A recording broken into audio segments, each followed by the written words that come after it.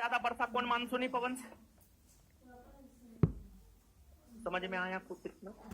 आइए याद। भारत में सबसे ज्यादा वर्षा कौन मानसूनी पवन से? कौन मानसूनी पवन से? कितना परसेंट? उसके बाद कितना परसेंट? उसके बाद कितना परसेंट? उसके बाद कितना परसेंट? भारत में सबसे कम वर्षा कौन मानसून से? पश्चिमी विक्षोभ से। वर्षा मापी यंत्र क्या कहलाता है? क्या कहलाता है? भारत में औसतन वार्षिक वर्षा, भारत में औसतन वार्षिक वर्षा, बिहार में 112 सेंटीमीटर। आगे बताइएगा कि आप भारत में सबसे ज्यादा वर्षा कहां होता है? मेघालय के मासिंगा। भारत में सबसे ज्यादा वर्षा कहां? मेघालय के। सबसे कम वर्षा है लद्दाख लेह। भारत का शीत मरुस्थल किसे कहते हैं? लद्दाख का लेह या सियाचिन भी कह सकते हैं। भारत का शीत मरुस्थल है, भारत का सफेद मरुस्थल, कच्छ का रण, भारत का गर्म मरुस्थल है। क्लियर है? चलिए ठीक है। इसके बाद आगे बताइएगा कि जो है आपको दक्षिणी पश्चिमी मानसूनी पवन की उत्पत्ति कौन महासागर में होती है? कौन महासागर में? दक्षिणी पश्चिमी मानसूनी पवन की शाखा दो भाग में बट जाती है। बंगाल की खाड़ी की शाखा, अरब सागर की शाखा। किस वजह से? भारत की प्रायद्वीपीय आकृति की वजह से। किस वजह से?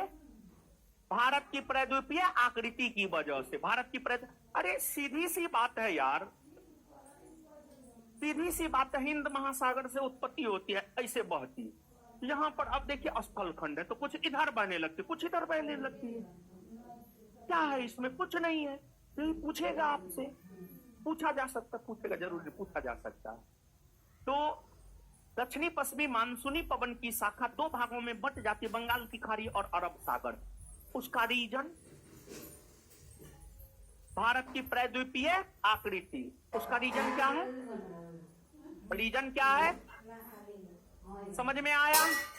दक्षिणी पश्चिमी मानसूनी पवन ग्रीष्म ऋतु में नहीं इसकी उत्पत्ति होती है। यह रबी फसल के लिए लाभदायक है खरीफ, और यह इसे ग्रीष्मकालीन मानसूनी पवन भी कहा जाता है। दक्षिणी पश्चिमी मानसूनी पवन को ग्रीष्मकालीन मानसूनी पवन भी कहा जाता है।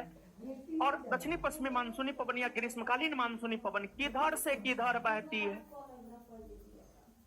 दक्षिण पश्चिम से उत्तर। किधर से किधर बहती है?